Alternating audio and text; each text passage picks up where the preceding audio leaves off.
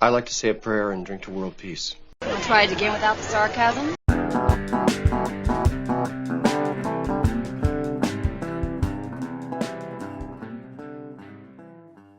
Hey, greetings, everybody. Welcome back. So this is episode 3 of So There I Was. This one's called Two's Off, Winchester. Who joined us, Fig? Well, it was Otto, and we found out how he got his call sign, Otto, and he had some great stories. He really did. He was the training officer when we got to 223. Really good guy, and he has agreed to come back. Yeah, it was great. It was great content, and it took me right back to some of those episodes that he talked about. So it should be good. Should be good. I enjoyed it. As did I, and I think it was a nice mix of both squadron hijinks stories and aviation stories. There was another title we considered, which was his speed brake was sawed off, and I was laughing. So, but we settled on Two's Off, Winchester. So, without further ado, everybody, here's episode 3. Thanks for joining us. Enjoy.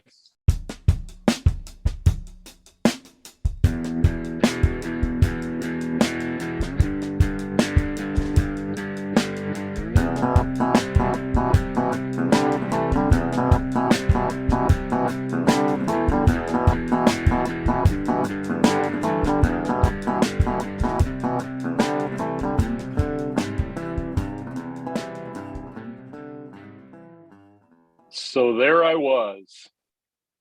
That's how every great aviation story starts. Hey, this is Fig. And Repeat here in New Hampshire tonight. Fig's coming in from Vegas, and we've got the middle of the country covered too with a guest tonight. Welcome aboard, Otto. Hey, thanks, guys. Otto here from Iowa. Nice. We got you bracketed. Yeah. I'm in Vegas. He's on the East Coast. We got you bracketed, Otto. Sierra Hotel. So Otto was one of the senior captains when I checked into 223 back in the day. And were you in ops? Were you in the S3, or were you? For some reason, I think you were in maintenance. No, I was in ops. I was actually Okay. the training officer. I took over for Gangster. I don't know if he was. If you remember That's Gangster, right. Oh yeah,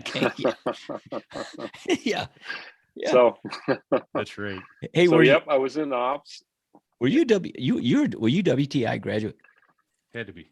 I was not. No, Oh, I was really? working up for it, but I just Oh, you never were got that there good? because of Yeah, all the You had every all the trips, man. you had every Yeah. poem. Well, what happened was we seemed like every time we'd get ready for a WTI, I'd go overseas or go to combat, or then finally my time ran out and you guys were going overseas, or the squadron was, and then I ended up taking another job. Right. But yeah, I And had all the calls. I think I might have said it on the last show, but in case I didn't, WTI is kind of the Marine Corps version of what people refer to as Top Gun, but it's Only more of a better. combined arms and Only only better. It's how to be a more well-rounded attack and fighter pilot, and supporting the ground troops and all that stuff. So Yeah. I got a question, Otto. I'm trying to formulate how to say it. Honestly, remember that time when you Go for it, Fig. what the hell was I? You know what? Come back to it. Circle back. I right. lost my train of thought for a second. You were saying something, and I thought I want to ask you a question. I'll come back to it when it hits me again. was I'll talking just about interrupt. Gangster and training All right. officer. Yeah. No, yeah. Oh, Well, I was saying geez. you guys were going to go overseas. I remember one of the cool things, like 223, right? And I just think this happened after I left the squadron, was it ended up in the film, with Arnold True Lies. Schwarzenegger and Yeah. True Lies. Yeah. Right. Yeah. So I that became left quite just an before adventure. that happened too. Yeah. I left to go to the training command. As did I. A bunch just of our before guys that. flew in there. Moto flew in that. I think Asia flew in it. Billy But, Betts. Billy yeah, Betts. Yeah. The- And one of the Billy- cool things that happened in there was the Marine pilots that you see in that movie I think they were our seat shop guys. Asia said, let the troops get the glory and be on film. We're going to do the flying. We always get the glory anyway. And so the Marines that you see that are the pilots in the movie are actually seat shop troops. Say that 3 times fast. Seat shop troops. Okay, a little trivia for you. Yeah. One of them was not a seat shop guy. No. One of them was a Marine infantry staff sergeant named Really? Scott Dodson. And I'm going to connect the dot for you real quick. Okay. So flash forward from that time 10 years. I'm the assistant air officer for the 24th Marines, headquartered in Kansas City. And I roll in there, and there's this guy, gunnery sergeant Scott Dodson, and he went to high school with my wife. But we connected the dots, and he found out I was in VMA 223. He says, "I have something for you." He gives me a picture of him standing with Arnold on the set, and he's decked out in flight gear, and he has Bill Betts' name tag on. He's the guy in the movie. Okay. Where what was the sidekick who was married to Roseanne? What was that actor's name? Tom Arnold. Tom Arnold walks up to him and says, "Hey, he's okay. You know, he knows how to fly." And he says, hold on a second. You know, well, that was Scott Dodson. Okay. Yeah. Okay. I don't know how, but he's a good looking dude. He was about 6'2", you know, much too big and too good looking to be a Harrier pilot. I tell you that. But yeah, there you go. Straight out of Central Casting. And he wrote out of Central Casting, right? Yes. And he signed a picture of him and Arnold for me, and it's in my bar at home. Oh, very cool. Nice. From the Very set, cool. yeah. And I've seen Moto's. Kind of Moto has a picture with him too. Yeah. So where did you go after 223? Is that when you were at the Anglico? I went down to Anglico, yep, and was with the reserves and got to jump out of airplanes, which was a fun time. And yeah, it was really a good ground tour, you know, to kind of low impact. You know, we worked with the reserves, so we did mostly stuff on the weekends as far as any of the tactical stuff. 9 to 5, it was just keeping track of the admin stuff and being the assistant inspector instructor. So I was kind of like the XO, but it was a small group of reggies, and then the reserves kind of ran their own gig. But I got to jump with them, you know, jump out airplanes with them on the weekend. We'd go up to Benning and jump in there and, you know, hump around for a weekend, or they'd, you know, do local ops and stuff. But it was a really good gig.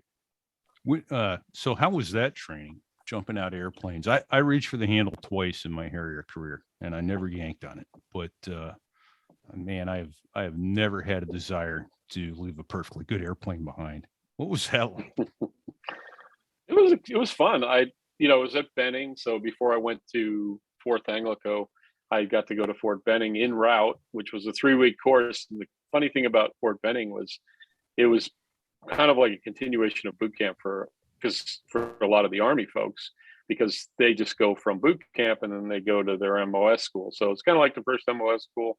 So it was a little bit like the basic school in the Marine Corps, where it's sort of a continuation of marching around and doing somewhat senseless things all day. But, you know, it was like a week's worth of, well, I'll say 2 weeks worth of training packed into 3 weeks. So maybe a week and a half worth of training. But yeah, just a lot of, you know, one of the big things was parachute landing falls, right? So they did what they call the old PLF, and we've all learned that, you know, from going through our own training.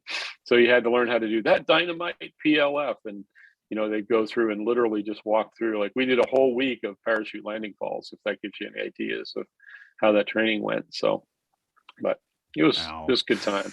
Got to jump, you know. Somehow, and I don't really break it down. I don't remember how it happened, Otto, but I talked to you after I think I talked to you. Did you jump at night one time during training? Did you have to do a night jump? We did. Yeah, we did one night jump. Yep. And I think it was after that night jump, you guys were somewhere celebrating still being alive, and I ended up talking to you on the phone, and it was you guys were moving fast, if I remember right. You were moving really fast. Lots of knots. Yes. Well, a lot of knots. You guys were charged up. Nice. Well, I like that description of the training, though. And Fig, you may be able to attest to it too, because you went to C-130s after that. And I almost went to the 135. And I was talking to, I wound up not getting into that unit, and which turned out to be a blessing in so many ways. But I think it was Andrew Hall that told me that he had done the transition training. And he said it's 3 weeks of training all crammed into 4 months. Is that your recollection, Fig, of the transition training? Oh yeah. Well, it was my first introduction to the Air Force. Yeah. And let me tell you, They do it different. well, we'd all heard the stories, and day one, they started stacking these books in front of me, and I said, "What is this?" And this guy looks at me like I had 3 eyeballs and says, "Well, these are your pubs." I said, "Pubs for what?" He said, "Well, these are your pubs for flying a C-130." I said, "You got to be shitting me, right?" After it was about a foot tall. Yeah. Yeah. Air Force has pubs for everything. How to fly instruments, how to fly VFR, how to fly a C-130. I fly a C-130 tactically. And then you had the C-130 flight manual that we call a NATOPS manual. And it was 2 NATOPS manuals thick worth of just crap.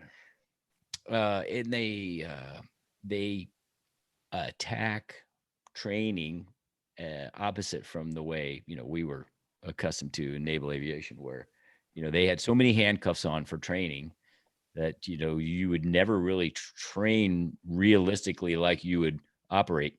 And then ironically, flash forward a few years, I'm flying combat operations in Afghanistan.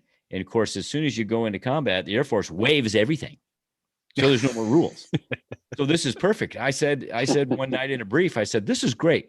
We're doing shit that we don't train to do, but we're waiving it now because we're in a contingency operation. Wouldn't it be really nice if we'd all trained like this before we got here? Flying at night on EVs, doing." How'd that go over? I was going to say that made you popular, didn't it? Yeah, well, it did.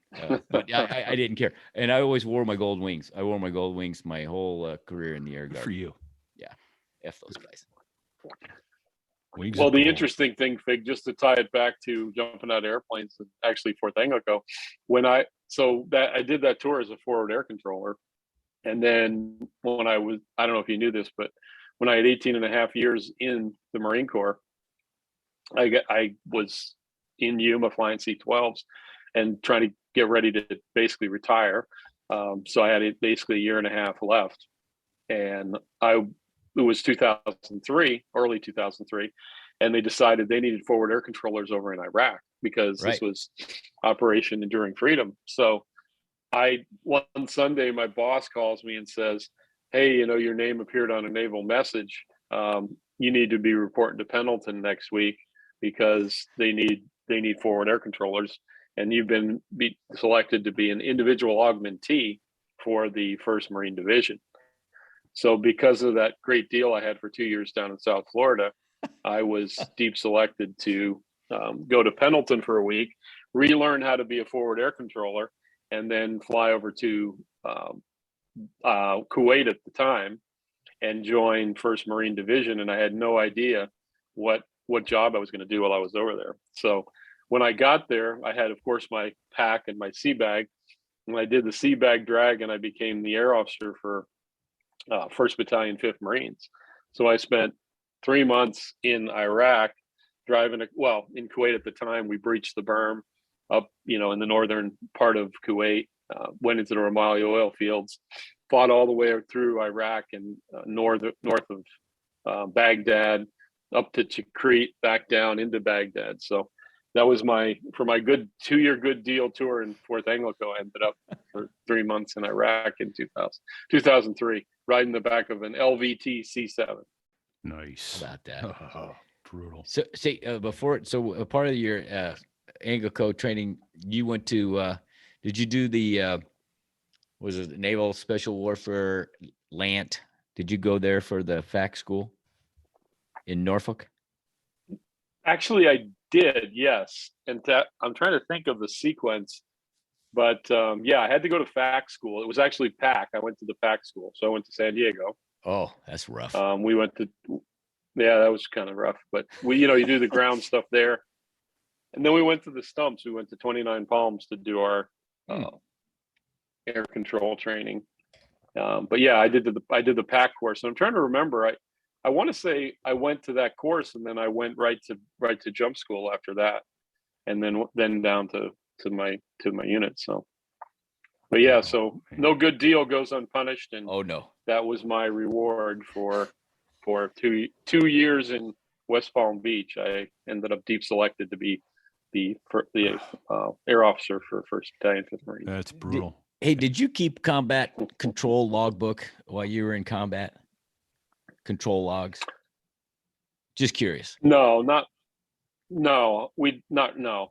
mean, I had a notebook from the operations from, when basically we went, it was like almost every other day it would seem like we would do an attack on some location, and they would brief the attacks before the attack. So I would keep notes. I have a small notebook that I kept detailed notes of every attack and how we did it and everything. I'm just wondering if I think maybe you were going this direction with it or not. Did you run into any of our old buds? Now it was fully 10 years prior to Enduring Freedom that we were in the core of our time together in 223. But did you control any of our contemporaries? I was the air officer, so I talked to, we basically handed them off. It was basically by call sign. So I don't, call sign of the not tactical call signs, but the call sign of from the ATO, right? Gotcha. So it's like, you're 2 F-18s, you're going to get these guys. We did control Harriers, and a number of others, but things were so fast and furious that, there may have been a few. I don't remember any jumping out at me, but mainly because we had 3 FACs in the maneuver company. So the forward air controllers were the ones who actually got to talk to the pilots. So they may have run into people, but I didn't. Yeah, gotcha. So Otto, do you remember Steamer? No, I don't, honestly. I think Otto might have left about the time Steamer got there, because he joined us right as we went to Westpac. Okay, so Steamer, he ended up he's at a major airline with a bunch of us, but he ended up going back in the reserves, and he was in the 25th Marines as an air officer, and he ended up deploying over to our Operation Iraqi Freedom about the time they were doing they wanted a air officer, a FAC with every moving unit. And so the short of the story is I find out from Steamer later after he's home. He's on a rooftop in some part of Iraq controlling some airplanes. And he's got a staff sergeant or a gunnery sergeant with him running radios. And he's working a section of F-18s. And it's call sign Pony, who's a guy that we all were instructors with down in Kingsville. Steamer and Pony and I. And they're just having a little small talk in between the action. And Pony says, hey, have you heard from Fig? And Steamer goes, no, I haven't talked to Fig in a while. And the gunny that's sitting next to him says, you talking about Fig Newton? And Steamer says, yeah. And he goes, I know that guy. That gunny was in the 24th Marines back when for some reason he was an augmentee. And what a small world. What a small Marine Corps, right? Yeah, for sure. There you go. Well, I've had a couple guys on my jump seat now and then from your airline and Fig, and I can tell you are world famous. So, really, I don't believe that for a second. So Otto, I'm going to tell a story, but I want this is from my point of view, and I want you to tell me how accurate it is and how much I've either lost or inflated over time. But here's how I remember this. Okay. It's a flying story. You were training me through the ACM syllabus, air combat maneuvering syllabus. In this particular day, we had coordinated to do a dissimilar ACM it's a 2v2 out in the whiskey area, the warning area over the Atlantic Ocean with some Navy guys from Oceania. And conveniently, it was on a Friday afternoon, and we were going to go do the training. And then we took our, shave kit, toothbrush, clean pair of skivvies, and we were going to spend the night at Oceania and take advantage of the happy hour at the Oceania Officers Club, which was back then pre tailhook era. There may or may not have been strippers at the fighter bar during happy hour. And let's just get this is right out in the open. There was. And so we briefed and we walked. We were walking to the jets, and we walked out of the hangar and we're walking across the flight line, and there was this big black wall of clouds to the north, which was the direction we generally had to go. And I was watching you to see if you were going to look at the clouds and go, oh yeah, this is done, we're going to go back in. But you never even flinched. And I'm like, well, he's the guy, he's the man. If Otto's not worried about it, I'm not going to be worried about it. So, and I was your wingman. So, we start them up, we take off, and I join up on you, and we go right into that goo, and it was bad. It was really ugly looking, but I was concerned. I wasn't scared because you were going, and I thought, if Otto's going, I'm going, right? We went into the goo, and it got thicker and thicker, and it seemed like I was so close to you, it was painful just to keep sight. It got bumpy, turbulent, and then it was raining real hard, and then it got really, really loud, really, really loud. And then it was because we were going through hail, and I was as low as I could get in my seat because I was sure the hail's going to come through the windscreen. I was as low as I could get and still keep sight of you. And then when the noise was so loud, I thought the canopy was going to explode. Poof! We popped out in clear blue sky on the other side of that stuff. And then we kind of both came out of our turtle shell, and I was looking at your airplane and you were looking at me. And finally one of us says, dude, your airplane is messed up. Really? What's wrong with it? What's mine look, dude? Your airplane look. And so we didn't fight. We went, at that point, we couldn't get back to Cherry Point because the weather was bad. So we just went on to Oceana. Well, you could, but it would have been dangerous. It would have been dangerous. And that's true. So we figured that out on the way out.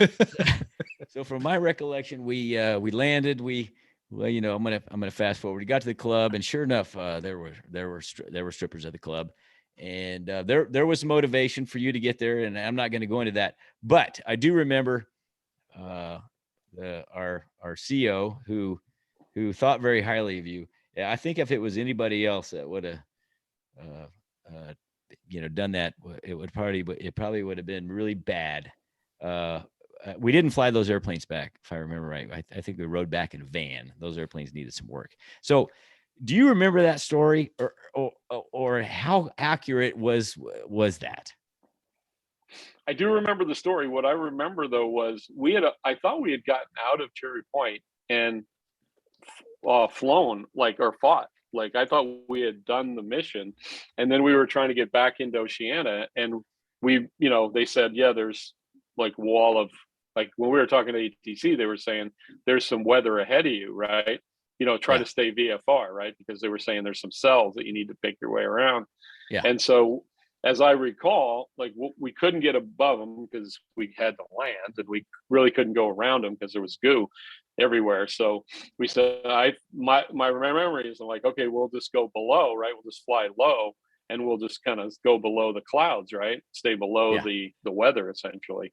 And so we got as low as we could. I don't know, remember minimum vectoring altitude or whatever. We were trying to pick our way through, but at some point it's just no, we're going IFR, because we couldn't go any lower. We were 5,000 feet or something trying to get into Oceana. And that's when we were just hanging on and going through the hailstorm. So I'm going to go my with that. memory of it. I'm going to go with your recollection, because I do have a snapshot memory of it had to be with you, because it seems like I did almost all my air training with you. We were doing a BVR setup with some Navy guys, and it was F-14s, because when one of them turned, you could see them for 100 miles. It seemed like it wasn't really that far, but it was holy shit, there they are, because they were the Big size airplanes. of a tennis court. Yeah. Then they came nose on and disappeared. Yeah. Weird. That was the amazing thing about that airplane. Yeah. We planned for them. It darkened the sky, and then they turned nose on to you. They just disappeared into nothing. That was disconcerting. Glad they were ours. Well, But I do remember the leading edge of the wings, because they were metal, were pretty well dented in, and Yeah. we lost some of the receiver covers. They Yeah. were, I was like, oh, that's what that looks like. I guess that was fiberglass. Yeah. Arbs Didn't camera. last. One of the I don't remember if it was yours or mine. The Arbs camera lens was imploded or Smashed. shattered or whatever. Yeah. Yeah, so And that the was a glass composite camera around on the nose that they used, and that was the angle rate bombing system that the computer used to figure out where targets were. And I remember the composite part around the canopy looked fuzzy. It looked, when we were flying, it looked fuzzy. And I'm like, your canopy looks fuzzy. Yeah, it was because it was really kind of shredded. Yeah. Mm-hmm. Good times, though. It was good times. Yeah, That was good times. So- Yeah. We might have pushed that one a little too far. Might have pushed that a little too far. Well, it was a good learning experience for me, obviously. And it made an impact because I'll never forget it. Ever. Yeah. It was good. Well, I thought about that once. I actually forgot it was with you, Fig, but it's good that you remember it, because now that I had thought about it, I don't know, maybe a year or two ago, whenever it was, thinking about stuff, and yeah, that brings it back to the forefront. Well, I just thought I had another thought. Repeat. If you got something you want to go down another channel, let me know. Otherwise, I'm going to keep going. No, keep going. So we did. If you guys remember, we did this combined arms ACE deployment out to Fallon, Nevada. It was towards the middle of October through November. We had the Marine Corps birthday ball out there. Oh yeah. You remember that? We had the Marine Corps birthday ball at Lake Tahoe that year with the whole group went up there. Well, Otto, we were doing you and I again were doing the similar ACM with the aggressors. Was that VFA 127, the Top Gun aggressor guys? Do you remember this? Remember that? It was the best day. It was the best day ever. And here's how I remember it. So it was the best day ever because not only did we do air-to-air combat with the aggressor guys, but that night we went to the club and they had the basketball hoop behind the bar. And if you made it, you got a free pizza. So we had a big day on the range with the Top Gun aggressor guys. And then we were really charged up about that. And we got back to the bar and we both made the baskets and we got free pizzas. Which was most important. That was most important. Yeah. Well, that flying training is one thing. Millions of dollars of training with free pizza. So here's what I want to talk about. The story that I've used because it has a great moral. And you were the mastermind of this, Otto. And I don't know if you remember this, but I'm going to describe it to you. So the F-18 guys that were on that deployment, they came to us and they said, we want you guys to defend the south end of the valley. Don't tell us how many airplanes and defend the old club, so to speak. And we're going to be the aggressors. And it was, I think it was, I don't remember what squadron it was, but I think they had brand new C's and they smelled like new cars on the flight line. You could smell the new paint. This particular sortie I'm going to talk about was being broadcast on the big theater because it was in the tax range. On the tax ranger, yep. Yeah, so the tax range just to explain it, they put pods. They put little pods on your airplane that sends telemetry, and there's also on the tax range they have sensors that pick up the pods, so it sends back a 3-dimensional picture of what's happening. It's like watching a movie in real time of this air battle, right?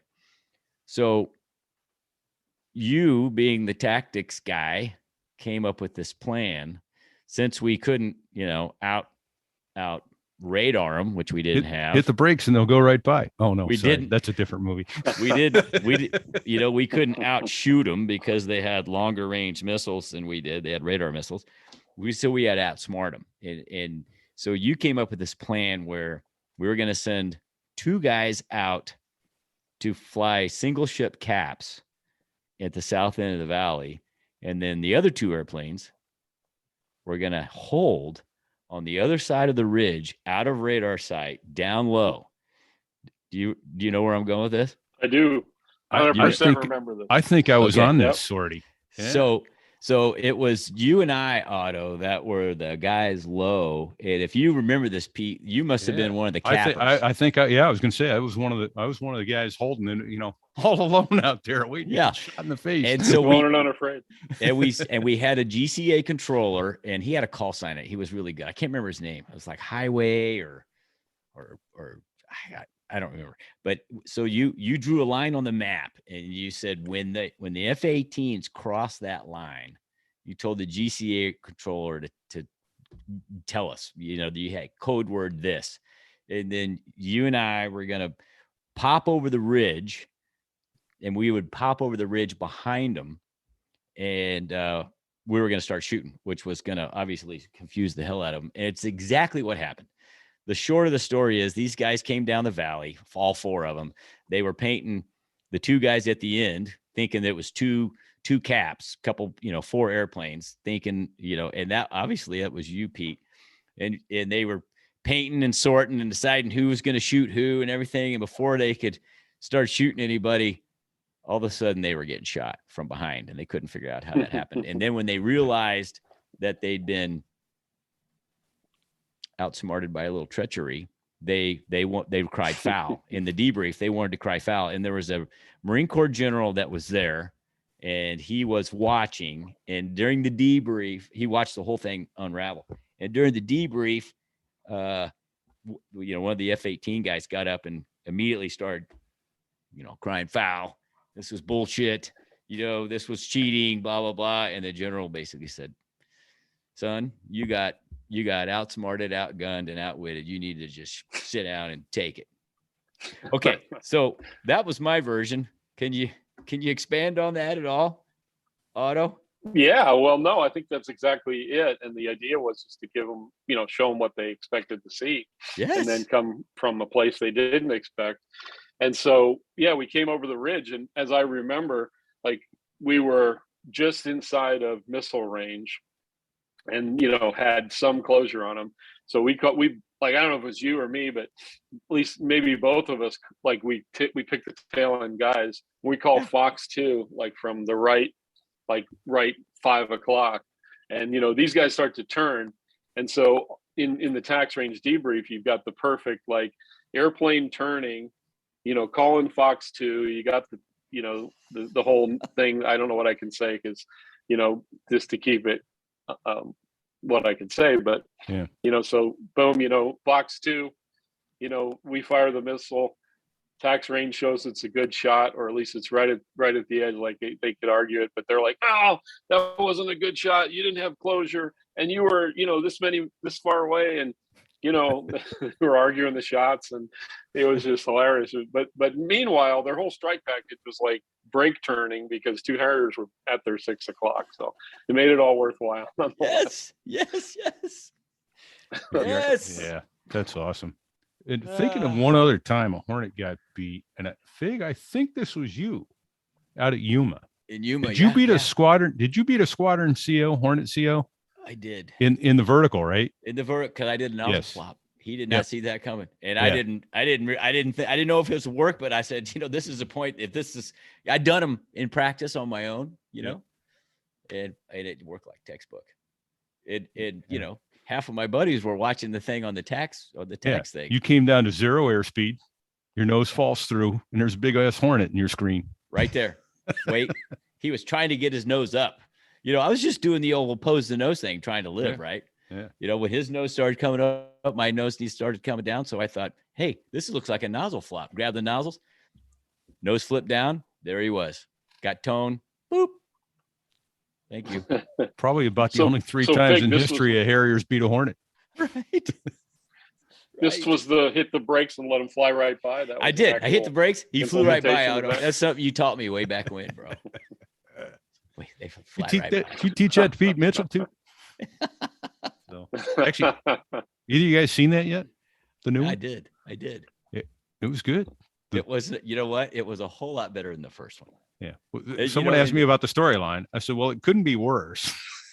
Maybe my expectations were really low, but I thought it was pretty good. Now it's not a, The you cinematography can't- was amazing, it was good. but still the slapping the stick around like you're, sitting still in the hangar. Yeah. You can't do that. Well, yeah, that's a Hollywood part. Right. You seen it yet, That's Otto? what makes it Hollywood. Yeah, I have not. But It's I need worth to. It sounds We're like not going to ruin it for you, Otto. It's good. It's worth watching. It was well done. Yeah. Take I'll your put it take on your the list. take your best girl. Go there with not a lot of expectations, and you'll probably be okay. Wear a flight jacket. You walk out with a bunch of women on your arm. Well, I'll be taking my wife probably. Yeah, so well, that might not be the best. She may thing not to do. understand as well. Let her wear the flight jacket Right. because there's a chick fighter There you pilot go. in the movie. There you Yeah. go. Oh, that's right. Yeah. Oh, no, nice. Awesome. Yeah. Yeah, good stuff, Hey, man. So regarding call signs, can you explain how you ended up with the call sign of Otto? I can. So when I was in my first squadron, we did this wonderful thing called the gunnery pattern, and we do it in flight school as well. But for just to explain it to folks who may not understand, but there's an actual aircraft, which was an A4 at the time, that would tow a large banner that was about 30 feet wide, and I think I want to say 100 or so feet long. It was pretty long banner. Sounds about But right. it was a pretty big orange banner. Yeah.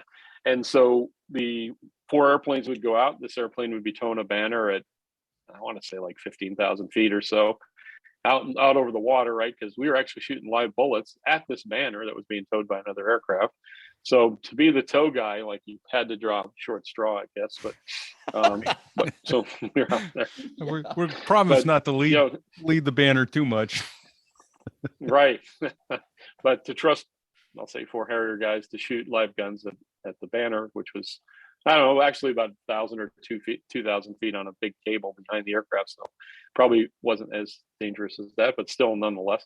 But yeah, so we fly in the gun pattern, and basically, these 4 airplanes just fly different positions within the gun pattern, as it were.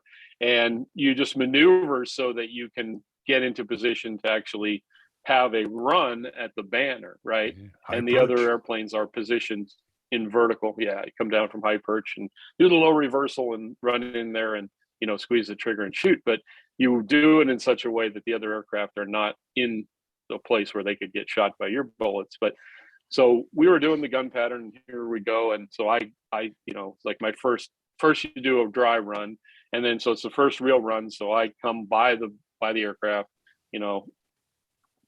2's off, coming in, 2's at high reversal, 2's in hot. So I do the low reversal, cleared hot, boom, I hit the master arm on, and I was convinced I was going to hit this banner. So I put the trigger down, and you're supposed to just do like a 1 second, 2 second burst, and you're carrying 200 rounds. So you're like 2 second burst, and you do like 60 rounds or so. So you may get 4 or 5 passes at the banner. And I was just dead set that I'm going to hit this banner. I just put what I tried to get the pipper on. Cut that thing in half, huh? Working the rudders. I'm working the rudders, and I'm just holding the trigger down, ready for that banner to fill my windscreen. And I literally shot all my rounds in one pass at my first pass of the banner. So I go by, right? And so here I go, now I'm come by the aircraft, and it's like 2's off. And so you had to go switches safe, and then called out the number of rounds that you have left. And so you're like 2's off, 100 rounds.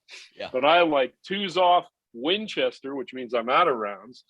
And so the lead pilot, who was a guy named Dickie Joe from Texas, he says, "Holy cow, boy, what the hell are you doing back there? Are you on full auto? You're going to melt the barrel of that gun." And so, he's just raving at me for about 30 seconds to a minute. Meanwhile, other people are trying to fly the pattern, getting cut off. And, but that was my story. So from then on, I was dubbed full auto after that. There you go. That's a great call sign. Nice. Nice. Yeah. That's a great call sign. Yeah. Yeah. So Yeah. And by the way, those rounds were about a pound apiece, right? So I don't know. Yeah, Yeah, it was some 25 heavy millimeter rounds. though. rounds about Yeah. is a little over. It's a little over a pound a piece. Oh, we're Yeah. we're on video, but this is an audio only show. We got to get video someday. I've actually got a 25 millimeter shell sitting on my desk behind me here. Is it live? Is it But, live? It's like, Oh yeah, Where did dude, yeah. Where did that come from? Yeah. So, but No those way. damn things are huge. Yeah. But it sounded they fired so fast. It sounded more like a burp than a gun. Yeah, burp. yeah, exactly. Yeah. That was a But, cool cannon on that airplane. That's a good story. Yeah, yeah. That's So- awesome. Were you a lieutenant? But I did hit the banner. I'm that's surprised you the just saw it important half. I, So if So, everybody had different color, I everybody had different colored rounds, yeah, right? they did Or- have different colored bullets. Yeah, they had different So- colored rounds. And so then you come back and look at the banner, and that's so you want to get 10% rounds on target. So I remember now it was like 18 rounds out of 180 that I had in, because they didn't load the full 300. Yeah. But so So you had 10%. There you go, man. at 10%, man. If the minimum I wasn't was good enough, qualled. it wouldn't be the minimum. If you were in the Navy, they would give you an E for that. One of those, remember those bombing E's that Yeah. the Navy guys got That's because right. they got close to the bullseye? We'd shack them. They'd give you a slap on the back. Nice job, Marine. Yeah. Navy guys got an E. Yeah. Excellence. That or was something. I expected, don't know. man. Yeah. You get an extra ribbon or something. I remember in the RAG too. The first bombing run I did as a student in the RAG, went out and because we did the iron sight bombing in the A4 in the training command, then you get to the Harrier and you got the angle rate bombing system, computed bombing, all kinds of stuff. But the first sortie you do in the RAG, you do iron sight bombing just like the A4. Like, okay. Repeat rolls in and my first hit is 3 feet. Boom. Oh man, I got Oh this. wow. I'm an expert. I don't think I got a 3-foot hit with a computed bombing run after after that. But in the rest of my You're zen- career. But You zended in there. yeah, to be clear, Otto, your name has already been taken in vain on this podcast. Either I don't know if it was the first or second episode, but I did talk about it was the second one because we were talking to Sleeper. We were out doing a sortie, and apparently I don't know if this is with you as the fact or what, because either that or I've got a habit of it. I only recall it ever happening once, so I think it was there, but I fully remember the beep and Otto goes, cleared hat. Thanks, brother. Save me the embarrassment.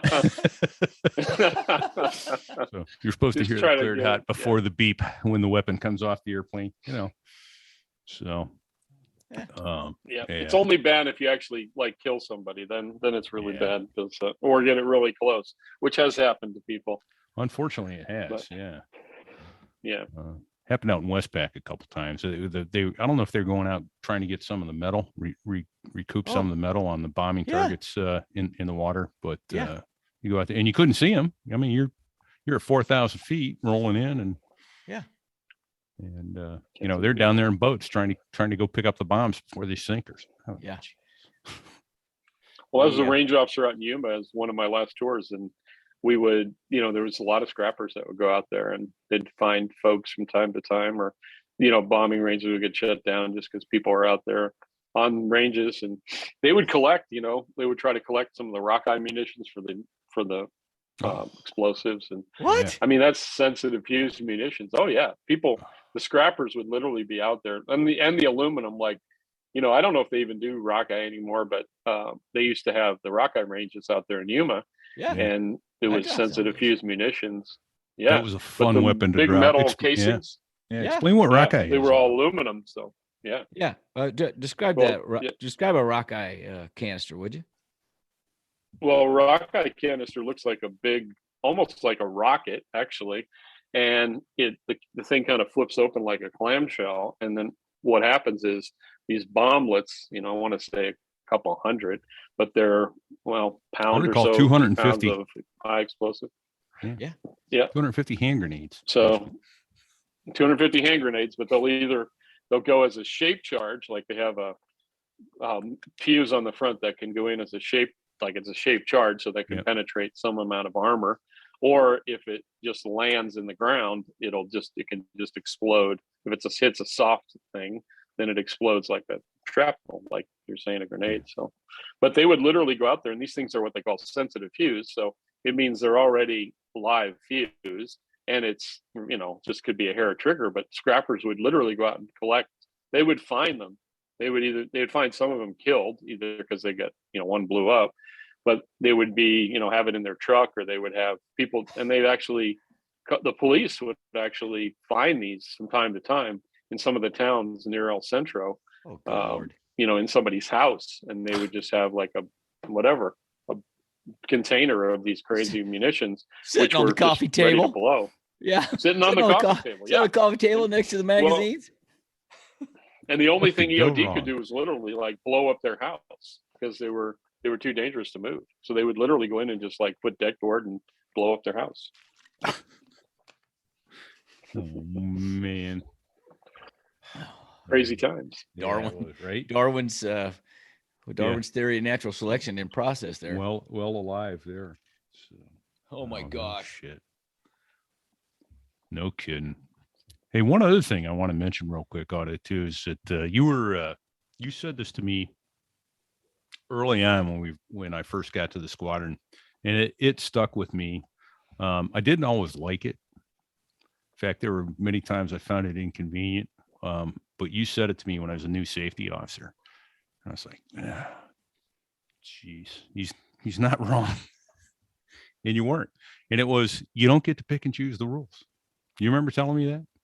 You probably said that to more than one person. The rules that you want to obey and the ones that you want to disobey, you don't get to pick and choose them. You got to follow all of them. And if you don't like them, work to get them changed. So, I always took that. Yeah, I do actually remember that now that you added that context, because yes, I do. That is actually a philosophy that I follow still, is that like we can change things, but if the rules are there, you got to follow the rules. You got to follow the leader's last instructions as well. Right. Because I've seen a lot throughout my career where people would go to a meeting and, say yes, and then walk away from the meeting and then not want to do what they were just agreed to do. Right. So, yeah, I think I think it goes through business and everything else too. It's like speak up in the meeting and try to get something changed and confront rather than, just disregard it after the fact. So, yeah. Yeah. Oh, we're not going to do that. Yeah. Doesn't work as well. Wise words. Yeah, no, that was stuck with me. And it's funny. You go through life and you don't understand, or you don't realize what impact you have on people, and you say something to them and you don't know whether they even heard it or not. And but both of you know that there's times in lives when people have said something along those lines to you, and it sticks with you, and you're like, oh, and you actually wind up having an influence on somebody. And that was a big influence on me early on. I wanted to relay that back to you 35 years later, that I didn't always like it, but you weren't wrong. Yeah. Well, I'll tell you one that stuck with me. What somebody told me one time when I was a young lieutenant, they said, there's going to come a point in your life when you're going to have to pull yourself up by your own bootstraps, and no one else is going to be there to help, and you're just going to have to do it yourself. And that's served me well throughout the years, because there are times when you just have to dig down deep and, make it happen. So, yeah. Wise words. True dat. Yeah. So, hey, let me circle in heavy, with, man. Yeah, right. Let's take that, go from here, and I'll ask you a question which you may not be able to answer right away, but if something comes to mind in the next few minutes, then think about it. But two questions actually, or a two-part question. What is the scariest thing that ever happened to you in the airplane or in combat? And what's the funniest thing you remember seeing or hearing? So for me, the scariest thing I'll tell you was, it's actually something I've been thinking about lately. But one of the scariest moments was I was taking off out of Albuquerque, New Mexico with a 4-ship. And for some reason we did a section, I guess it was 2-section takeoff. So the first two they were like 1,000. So basically we put 4 airplanes on the runway, staggered across this big runway. and they were, I want to say 600 or 1,000 feet between aircraft, right? So front to back. Mhm. Yeah. So I was 4,000 feet back or whatever on the left side of the runway because the wind was coming left or right. So You're dash four. I You were remember dash four. this. I was dash four. Okay. And it was Albuquerque in the summer, like at about 11 or noon or so. So What could go wrong? 6,000 Just taking feet off out of flight Albuquerque elevation. is scary. Say no more. Hey, were you going east or west? Towards the mountains. Yeah. Okay, so So you're I taking don't know. off I think east. that was, East. yeah, I was going Yeah. to say east, but Yep. there's dual runways there, and we were on, I want to say the left runway heading east, so the north side, whatever that was. And so, rolling, go.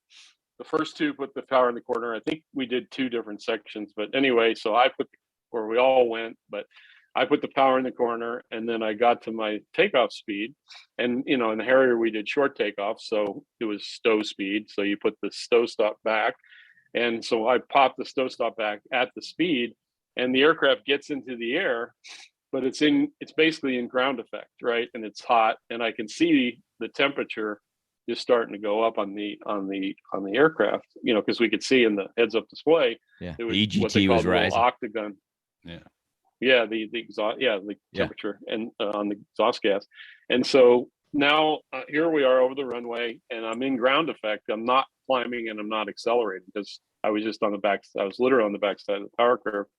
And so the wind's coming from left to right. So now I'm in the center of the runway. And a few seconds later, I'm on the right side of the runway. And I'm like, I really would like to stay over the runway because with the Harrier and then the nozzles down at that time, 50 degrees because we were, changes because of the charts and stuff. But it was a 50 degrees short takeoff.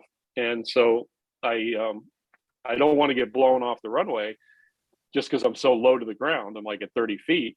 So I start to correct, and I probably should have put rudder in, but I was kind of dipping my wing, and I felt myself going back down to the runway, like sinking lower. Oh, So shit. I level my wings, right? Level my wings, and I'm not accelerating, I'm not climbing, and I'm still at 30 feet. Now I get blown off the runway, and I'm over the taxi lights. And now I'm like literally tearing up taxi lights at Albuquerque's runway because the exhaust from the Harrier is coming out at 25,000 pounds or whatever it is, right? So there's a lot of hot air coming out of the back of that aircraft, blowing over taxi lights, starting to dig a trench by the side of the runway. A few seconds later, I'm in the middle of the duals at 30 feet with the nozzles at 50 degrees, and I'm kicking up a rooster tail. I'm digging a trench down between the middle of the runways in Albuquerque. Well, what's at the end of the runway between the duals in Albuquerque? The ILS. And at 30 feet, you're not going to clear the ILS. No. So all of a sudden, things got pretty real, and, just instinct kicked in. I pushed the power in the corner, tripped the limiters. So all of a sudden I get the spike of temperature. So and yeah, once so you he have cut enough, off the engine limitation that the computer keeps in place for you. Now the engine's going to give you everything you got. exactly. So now, boom, temperature spikes. I get enough power to clear the ILS, which is a big shack with antennas at the end of the runway between the duals. So I survived this harrowing experience. But at presence of mind, as soon as I got like on the front side of the power curve, got flying, cleared the ILS, I pulled the power back, right? Because, I don't want to over smoke the motor, right? I wasn't just panicked or anything, but, so get up, clear the ILS. Now, meanwhile, like I'm in time compression, I'm so focused on flying the airplane, the flight's checking in. So they're like, nightmare flight check-in, like 2, 3, and I don't check in. And they're like, nightmare flight check-in, 2, 3, and nothing, right? So I hear that as I clear the ILS, they finally figure to look back to see why I'm not checking in. And all they could see is this rooster tail and this like cloud of dust. And so Nightmare's like, auto's down. So I come like wallowing out of this cloud of dust, and I'm like, no, I'm good, man. I just had to go through the limiters just to, I had a little trouble back there. And you're like, okay, so So, get out the NATOPS because, get out the manual basically. So you had to check the checklist and see like how hot the engine was. So you go to the engine page and it's like max temp. And I want to say it was like, I think like 765 was like, turn around, go home, pull the motor, whatever. Yeah. And I was at like 750 for 3 seconds or 5 seconds or whatever it was. So I was still good. They're like, okay, you're good. Press. We can continue flight. Here we go. So, turn the limiters back on. We keep going. Beautiful. So that was it. That was my most harrowing experience. That actually reminds me of. I seemed like a year. Yeah. Oh, right. That 14 seconds seemed like a year. That reminds me actually of another story. Remember every second of it. Yep. We Otto, you were the lead on this one. You and I went down to Shaw. We were doing ACM, and you and I went down to Shaw. And I told you earlier, I touched the handle twice in my life, and this was one of them. And we go to I don't remember much about the sortie, but I remember we go to land at Shaw and we do an RVL, rolling vertical landing, touchdown at like 35 knots. And I touched down little right of center line, and they were calling like a quartering tailwind at 5 knots. And the next thing I know, my airplane is headed off the runway to the right. And I'm like, whoa. So, I'm kind of slow. I'm at 35 knots, and I take my ring finger and I hit the nose wheel steering button, and my left outrigger comes up as I try to steer back towards the center of the runway. So I let go of that, and it free castered. My outrigger comes down. I'm still heading off the runway, and I hit my nose wheel steering button again, and up comes the outrigger.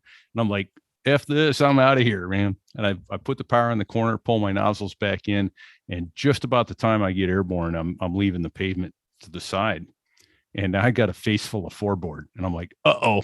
And that's when I had my left hand on the handle and my right hand on the stick. And I thought, I'm about to go. I had kind of one eye closed and waiting for any kind of indication that I'm hitting this thing. And I cleared the floorboard. And the Air Force has this thing called the SOF, the Supervisor of Flying. Yes.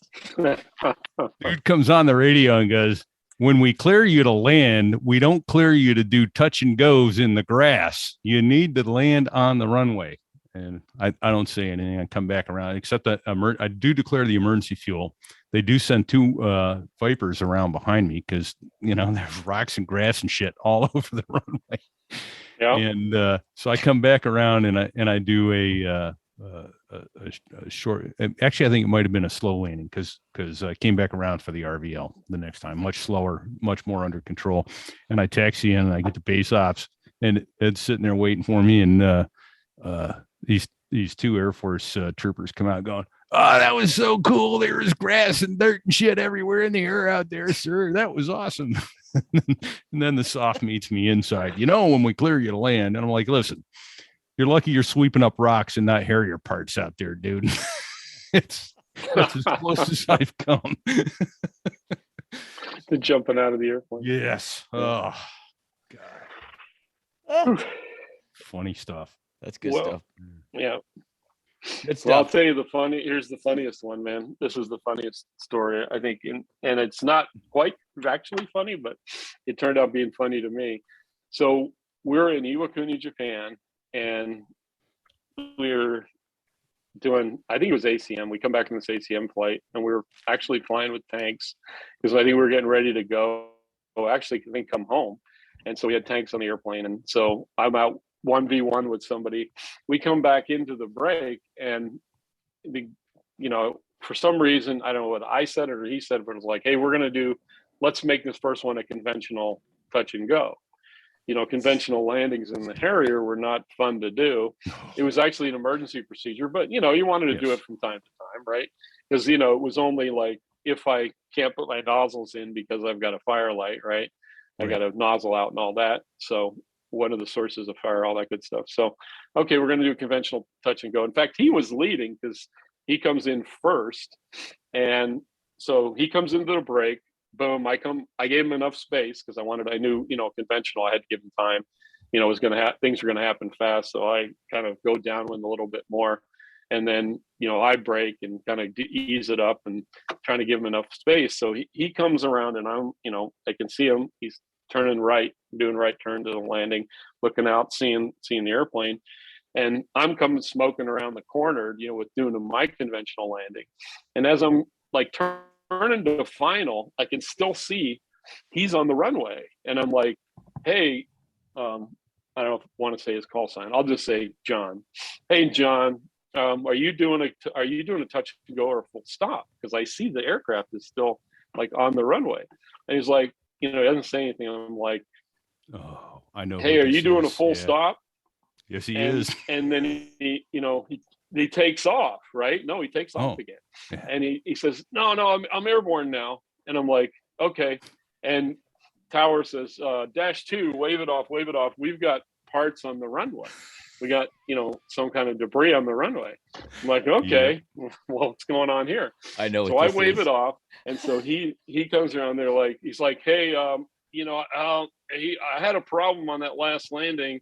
I think my gear might have folded up. I need to go, so like, okay, go into the Delta pattern, hold overhead, and we'll get, fixed up here. And so he's like, yeah, auto join on me. Let's go overhead. And you need to check out and make sure my gear are 3 down and locked. So I join him overhead, and he's like, yeah, I don't know what happened. As I touched down, I think my gear folded up and I, kind of scraped across the tanks. And so I join on him, and by now his gear are down. Yeah. But I'm looking, he goes, well, how's my airplane look? And that's the funniest thing. Yeah. Because literally his speed brake was sawed off to the point that it was like flapping. His safety wire was flapping in the wind. The tanks were sawed in half from scraping down the runway. Flat. Because he scraped down the belly. Flat, man. He scraped down the belly of the runway. And so he's like, how do I look? And I couldn't stop laughing. I'm like, thinking to myself, it doesn't look good. Like, what am I going to say? It looks fine. Like, you look great, bro. Like, it took me, you look fine. So finally, I just finally got my bearings, and I'm like, it looks like your gear's down. But you had a little damage to your tanks and the speed brake. But I think your, gear looks good. You got, looks like you got 4 down and locked. So I think you're going to be okay. So then he came in and landed, and he had a story about the gear folding up, but the reality is what happens with a conventional landing. If you come around too fast, you never get the gear warning. It won't warn you.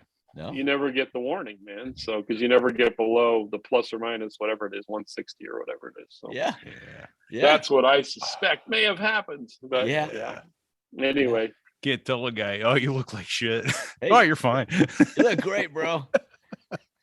But it was like, I don't know why the question struck me funny, but I guess it was the idea of all this safety wire just kind of flapping in the wind. Like, dude, it doesn't look good. You're fine. You're fine. Hey, I was flying a T-45 Goshawk, brand new airplane down in Kingsville, and I had a new I was doing instructor training. I was checking out new instructors in the airplane because it was brand new, and they were trying to stand up the first squadron to teach students. So we had been out in the area doing work, and we went over to Laredo, which is on the west side of this from Kingsville, over right on the border town. Yeah, and we went over there, and we did a little pattern work, and then we stopped and got gas. And then as we were taking off out of there, I'm in the front seat pretending to be a student, and the new instructor's in the back seat, and I'm at the controls. We're rolling down the runway, and the airplane starts pulling to the right, and it's pulling hard to the right, and I got full rudder. It's still going right, and I'm like, okay, this is not going well. We had just enough speed that I knew I could get it airborne because I was doing doing maintenance test flights on those airplanes, and I'd played around with a lot. So I put the stick in my lap. We got airborne right before we left the pavement. And as soon as the weight came off the wheels, all the warning and cautions came on, right? Hydraulics, you name it. Well, about that time, there was a Learjet on short final, and he said, hey, Tower, we're going around. There is debris all over the runway. So now I'm putting things together in my head. I'm climbing out, just being glad, glad we're not in the grass. So we left the gear hanging, and went out in the mud, left the gear hanging, the flaps down, went out in the MOA and made a 99. Any A4s in the MOA come join on me. So it was Steamer or one of our old squadron mates was out there with a student. He joins on me, and I said, "You triggered this memory auto by your story." And I said, "Hey, how's it look?" And so I see him in the mirrors. He's down one side, he's back up the other, he's down the other side. He goes, "Dude, you're fucked." Could you be a little more specific? Yeah. So the right gear gone, the tires gone, the flaps are down. You got hydraulic fluid running everywhere. You're fucked. Thanks, bro. Nice. Oh, That was helpful. man. Yeah. Yeah. It went back to Kingsville. So what happened? The gear basically fell off. So the tire, Wow. the tire came apart on takeoff, and then the wheel. So we're basically going down the runway trying to take off on the wheel On steel. Yeah. on steel, and it Oof. it did a lot of damage. So we burnt down to fumes, and then we took a trap back in Kingsville and screwed the runway up pretty good. And I was working for the wing at the time, and the wing commander, who was my boss, this Navy captain, it was Scooter's brother-in-law, by the way. Huh. He drives out in a staff's car. I had just got out of the jet, and the crash fire rescue, everybody's there. I just got out of the jet, and I'm standing there looking at this giant trench of concrete I just bored down a couple thousand feet down the runway. He gets out of his staff car, he looks at the airplane, he looks at the runway, he looks at me, shakes his head, gets back in the car, and drives off. Nice. Yeah. There you go. Special. Oh, I thought you were going to tell me you were going to fly into Mexico and see if this guy is going to stop you. No. Yeah, take off and start turning left, for the border. No, but I did spend a little time in Mexico coming back from El Centro in an A4 one day where there was thunderstorms, and it kept going right, just about El Paso. And finally, Albuquerque says, "Hey, our call sign was Blazer." He says, "Hey, Blazer, 1-1, you're leaving our airspace. Whenever you two come back, contact Fort Worth on this frequency." So I'm out in Mexico, not talking to a soul, going around all this weather. Finally, and I got really no way of positioning myself, because the A4 didn't have GPS or anything else. So I flew for a while, got around the weather, and kind of took up a heading that I knew would bring me, somewhere back across I switched over to Fort Worth, and they're like, "Hey, Blazer 1-1, welcome back to the U.S." Otto, you were in the squadron with Julio, right? Remember Julio? Yeah, I was actually. Julio, I do. Yeah. Julio used to fly into Mexico. He'd cut the corner off at Yuma, going back to Yuma, coming out of the Chocolate Mountains. He'd cut the corner off, and they'd come up on guard, and he'd swear at them in Spanish. He was our Spanish exchange pilot. Yeah. But launch your T-28s if you're so damn tough. Yeah. I'd like to tell Good Julio's stuff. story, but I can't do it because he would have to tell it. It'd be an international incident. It could be. No. Yeah, Julio and I had a different work ethic. He would take siesta at like 3, so which was fine. I mean, that was just the way it was. I think they had a different view of the world in terms of just the way squadron life was. I was a little bit more like I was always had a hard work ethic, but my style wasn't as tactful as maybe I would have approached it today. Well, remember, he was in the Navy. He was technically in the Spanish Navy. That's true. So, Yeah, he was a and Navy his dad guy. was a VIP. He was like Secretary of the Navy or something like that. I mean, it was not. Oh, that I did not realize. That might have. Yeah. I might have actually changed my approach a little bit had I known that. Yeah. No. Well, and I come to understand most of those guys were, their dads were VIPs. That's how they got those tours. Oh, is that right? So yeah. Yeah. Did either one of you guys ever hear his story about when he was in his Matador squadron in Spain, how they did a sidewinder shoot, and he drew the short straw and had to be the guy that dropped the flare because they were just going to shoot him at a flare. Have either one of you guys? This I is never heard ringing that a story. bell, but I don't remember. So he told us this story sitting in the ready room one day. so the squadron commander was going to be shooting the Sidewinder, and Julio had to drop the flare out in front. And so the brief was Julio was supposed to be at 250 knots. He was going to shoot the flare, break out of the way, and as soon as he was out of the field of view and the skipper had a good lock on the flare, he was going to shoot the Sidewinder. Well, so Julio said nobody trusted this guy. He was a horrible pilot, and so he was at 400 knots when he shot the flare. And he said, of course he's saying this in a heavy Spanish accent while he's smoking a cigarette with the big mustache in the ready room, I didn't trust the skipper. So, I was at 400 knots.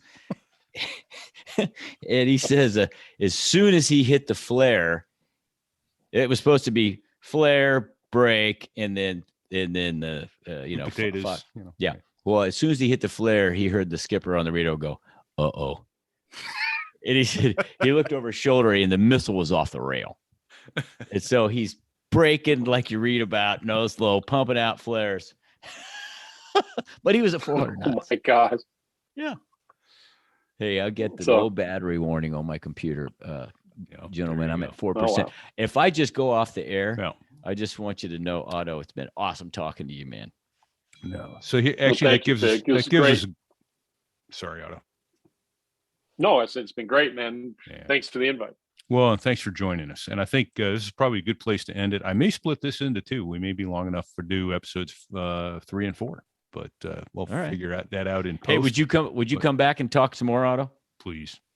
Absolutely, man. I'll just have to do some homework and think about some more stories. Okay. But I got a few more. We could send you ideas or something to jog your memory. That's what it's something triggers a memory for me. Yeah. Sure. This is fun stuff. I'm just having so much fun catching up with you guys after all these years. I know, right? All the good stuff we've gotten to do. I had forgotten about that. Fig, thank you for jogging my memories, because I remembered the thunderstorm incident, but I remember it a lot better now, and I remember the Oceania trip, so that was a good memory jog. And Fallon, man, we had a big day. We had a big day against the Top Gun aggressors. You and I don't want to go into details. Here. It was a big day. We'll do that on the next show. It was a good time. We'll do that on another one, another show with you, Otto. So, all right, man. In the meantime, gents, everybody, thanks for joining us, Otto. It's Fig and Repeat. Check 6. See you. Thanks, guys. When this is over, I'm hitting the sauce.